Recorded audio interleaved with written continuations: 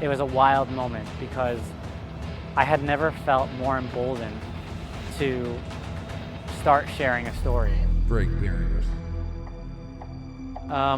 So Mile 40 has been such a eye-opening experience for me because over the last couple of years, I've used the Break Barriers platform to magnify my personal story, to hopefully touch other people to understand that they could break their own barriers and overcome their own obstacles.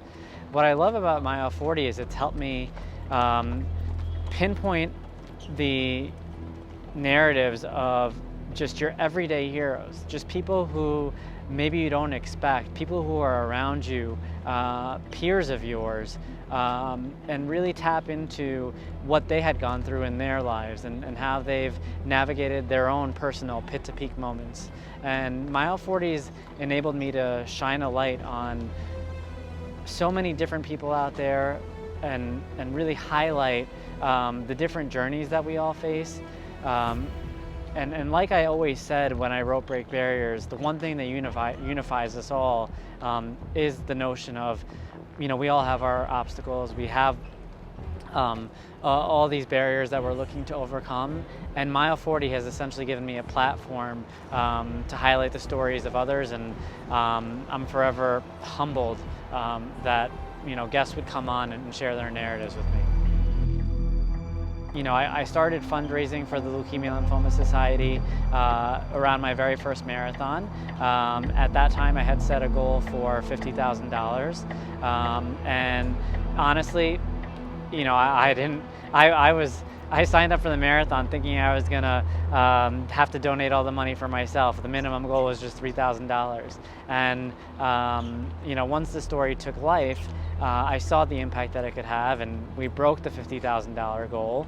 And I said, well, this is a wonderful organization looking to really help not only patients but caretakers as well. Last year we broke $100,000 in total funds raised, and this year I made the commitment to run the New York City Marathon every single year until I break $1 million now in total funds raised. It's a cause that's very near and dear and close to my heart, but it's also a mission that I feel like, again, unifies us all under the Break Barriers umbrella, and it's enabled me to really take leaps, and like I said previously, exiting your comfort zone really unleashes your potential. I was scared to raise $50,000, and then I was scared to raise $100,000. Now, I couldn't be more excited about raising $1 million, so I can't wait to get out there and do this. For me, I think I lived an entire childhood outside of my comfort zone, but for me, that was not necessarily chosen. As an adult, as I started to uncover the benefits of those difficult moments in life, I started to seek them out, and in different ways, and I realized that you can incorporate it in various mechanisms. You can, for instance, summon up the courage to speak up in those meetings where maybe you feel like you have something to say and you're worried about what other people think. You can use it in an athletic way where it means, signing up for that class or putting yourself amongst those athletes that you may think are faster, stronger, more powerful than you, in order to learn, soak in, and unleash.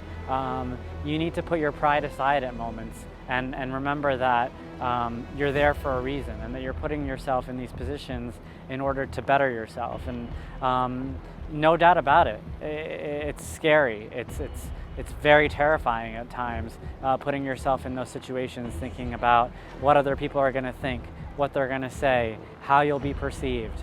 But ultimately, none of that matters. All that matters is you have so much to gain from taking those leaps, from stepping outside the bounds, from doing the things that may raise eyebrows at times in order to realize where you stand on your path to greatness. And for me, that's always been my approach. If it's hard, I'm going to face it head on, and I'm going to tackle it. Now I know I didn't really answer your question head on, but The hardest thing that I did, and the thing that I talk about the most, was back in 2017, I signed up for a half Ironman, 70.3 mile race across swimming, biking, and running. My entire life, I had been battling the notion of proving to myself and those around me that I could be an athlete.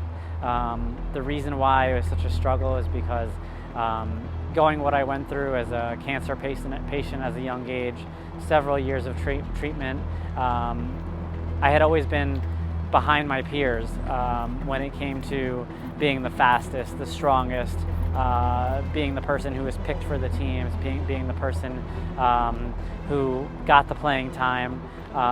And so that's something that always carried over with me. And I had this moment during the Ironman where I completely broke down 40 miles in. It was my mile 40 moment, and I had to summon, the darkest demons within to remember everything that I had gone through in my previous life and use that energy to summon up the willpower to finish up those last 30 miles. And it was in those last 30 miles that I uncovered that I am truly capable of anything that I put my mind to. I crossed that finish line and I had this realization at the age of 30, for the first time in my life, that no matter what it is, anything I put my mind to, I can accomplish. And for me, it was a wild moment because I had never felt more emboldened to start sharing a story, to start telling people that, hey, there's absolutely nothing special here. Literally a couple hours before that happened, I was just a guy who signed up for a race. 8 hours later, I was a person who had a message with the intent of changing the world around him. Getting to mile 40 was a culmination of a lifetime of, not to sound cliche, but breaking barriers. I developed this mantra of break barriers at the age of 13. I had just come out of a brain surgery, and up until that point, nothing was going right. I wasn't fitting in any which way, whether it was socially, on the playing field, and once I got that clean bill of health, I swore to myself that there is absolutely nothing this world is going to put in front of me that's going to break me down. And from that point on, the notion of breaking down barriers and showing others that, whatever it is that they put their mind to, they can accomplish.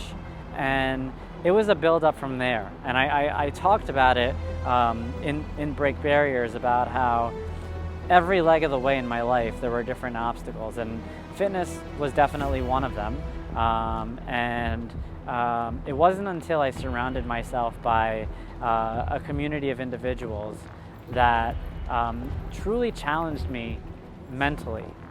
People who undoubtedly had long-standing careers as athletes, people who never had trouble, competing, people who were amongst the fastest and the strongest of their peer group.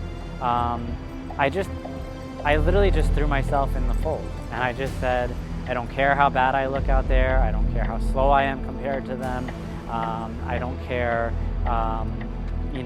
if they're walking out of there and they have a comment to make.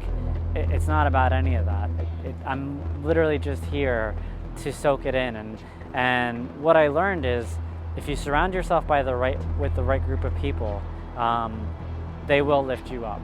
And for me, the interesting thing about it, and one of the interesting things I've uncovered over the last several years, is that right group of people, it could be a group of strangers. And on several occasions for me, it has been a group of strangers, especially in the running circuit and in the fitness scene.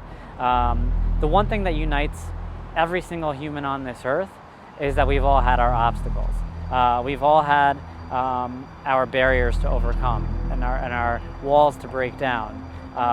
And that's the one special thing about running, fitness, sport in general, is that we're all united through the idea of not only competing externally, but competing against ourselves.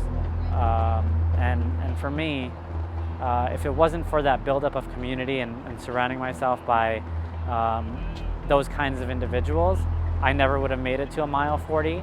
And then if it wasn't for my ability to look myself in the eye in that dark moment, in the wilderness, completely alone, salt all over my skin because I was completely dehydrated, lonely, you know, and feeling that it was fight or flight. It was a culmination of that, you know, the individuals around me and the ability to face myself in the mirror. When I wrote Break Barriers, I wrote it with the mindset of, I don't want this book to be geared just toward runners. I don't want it to be geared just toward people who are either battling cancer or caring for patients with cancer.